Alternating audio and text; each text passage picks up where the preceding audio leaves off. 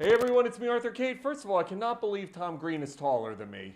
Yeah. No one's ever taller than me, but you're taller than me. Wow, you know, I'm pretty tall, I guess. You're a pretty tall guy. You're definitely funnier than me, that's for sure. Okay, but you seem like you're a pretty funny guy. You know, you're a funny guy. I've seen you on TV. You're funny. One of us is performing at Caroline's, and it is not me. That's true. That's true. You know, well, you could get up there. You could get up there and do some stand-up. I started doing stand-up when I was 16 years old. And I just wrote some jokes, and I tried it out, and I did pretty good my first time. Canada produces so many iconic comedians. What is it about that place? You know, we're freezing up there, so it's so cold that you need a sense of humor.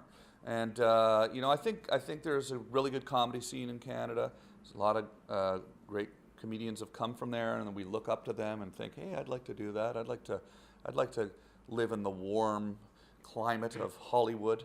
So, you know, I grew up looking up to so many Canadian comedians like, you know, John Candy and Jim Carrey and Mike Myers and Dan Aykroyd. Yeah, absolutely. And Norm Macdonald and Harland Williams were two of my favorites when I was growing up. What do you think about where we've come to? You start early running around with the camera. Now it's like everybody's doing this stuff. Did you imagine that you would kind of be one of those pioneers of what we're seeing right now? You know, I always like to kind of look at technology and see how I can apply it to something creative.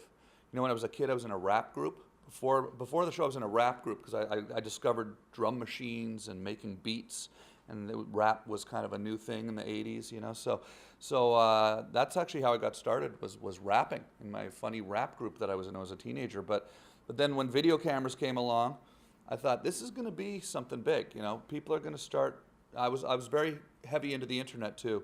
I had my website, tomgreen.com, started in 1996, and I was blogging, and it wasn't called blogging then, but it was just called my daily diary. You know, there's a lot of high technology people in Ottawa, where I'm from in Canada, and so a lot of my friends were really active in the web, and we knew that video was coming to the web, and we knew that this technology was going to get faster and easier. So I just wanted to make my own TV show, and fortunately MTV picked it up, and that really was a life-changing thing. Moved me to New York City when I was 28 years old, and it literally changed my life. Every stand-up has a great I bombed story. What's your great I bombed story? Well, I don't really bomb, you know. I'm pretty hilarious. I have learned a few things over the years. I've learned that I no longer drink alcohol before going on stage.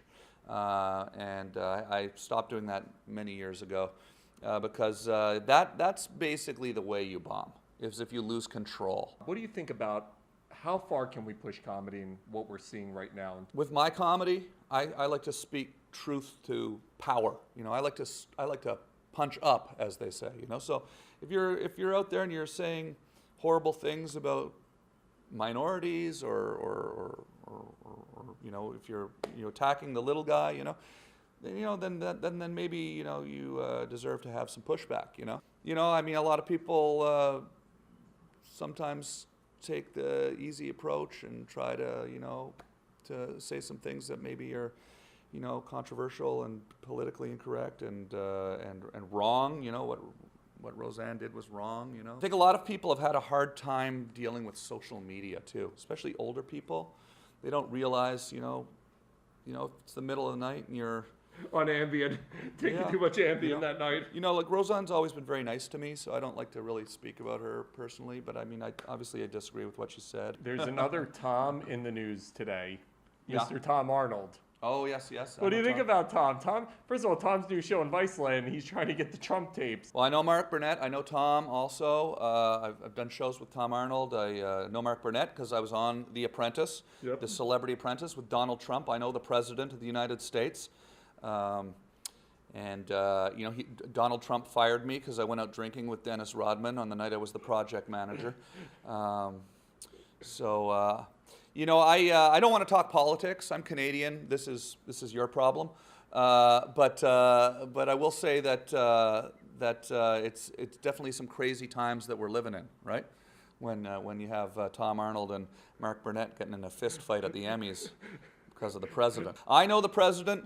The president knows me. Anyone who knows me should probably not be president. Okay, that's all I'm going to say. That's my political statement for the day. On a better note, what's it like to go drinking with Dennis Rodman? Oh man, we had some good time. That was right here in New York City, not far from here. We were staying at the Trump Tower when I was on the Celebrity Apprentice, and I was the project manager. I had to sell wedding dresses. The next day, Joan Rivers was the head of the, rest in peace, Joan. She was so nice to me and was such a genius and such a legend. And we had a competition where we were seeing who could sell the most wedding dresses. And my team turned on me. I was the project manager. My team turned on me. Clint Black, Jesse James, Brian McKnight, Herschel Walker, Scott Hamilton. They didn't want to do their tasks. They didn't want to do their jobs. And so I knew I was kind of in trouble. And then Dennis Rodman said, "Hey, you want to go drinking tonight?" And I said, "Yeah, let's go." And the camera was rolling, right? I knew that, I was basically not being a good project manager, but I thought it'd be funny for the show. When I got fired for going out drinking with Dennis Rodman, the next day I wrote a letter to Donald Trump, the President of the United States. And I said, Mr. Trump, I know it was probably not the most business-like decision to go out drinking last night with Dennis, but I thought it would be good for the television show. I thought it'd be funny, and I want your show to be successful. So can you rehire me? Yeah, best of luck with the show. And he did. He brought me back.